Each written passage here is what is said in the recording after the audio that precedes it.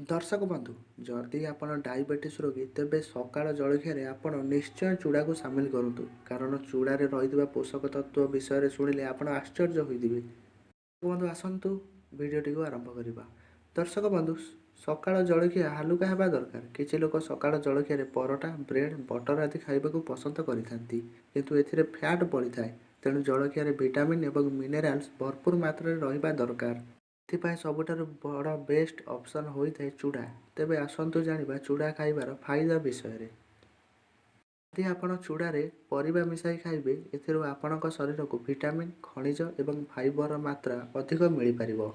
या छड़ा चूड़ारे गजामुग soya beans dry fruits एवं अंडा मिसाइले यह एक हाई प्रोटीन डिश तैयारी करिथाए। चूड़ारे भरपूर मात्रा रे आयरन मिलिथाए। यह खाइबा द्वारा शरीर रे हिमोग्लोबिन एवं इम्यूनिटी पावर बढ़ी थाए।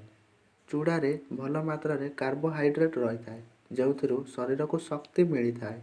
आउ यह रोग दाउरू भी आमको रक्षा करिथाए। चूड़ारे कम मात्रा रे ग्लूटेन थिबारु पेट संबंधी रोग होई न थाए। डायबिटीज रोगी पाई चूड़ा खाइबा बेस लाभदायक होइथाए।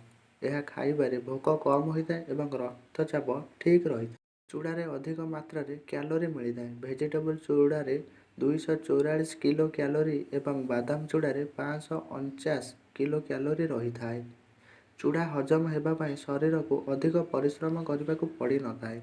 यह सहजरे हजम हो जाउथिबा एक खाद्य। किछि विशेषज्ञ कहिबा कथा हैला ब्रेकफास्ट रे चूड़ा खाइले शरीर को अनेक मात्रा रे फायदा मिली थाए। दर्शक बंधु आपण जदि जड़े डायबिटीज रोगी तेबे आपण निज सकाळ जलखिया निश्चय चूड़ा को करंतु। वीडियोटी भल लगी निश्चय लाइक शेयर कमेंट करने सहित आम चैनल को सब्सक्राइब कर दिंतु।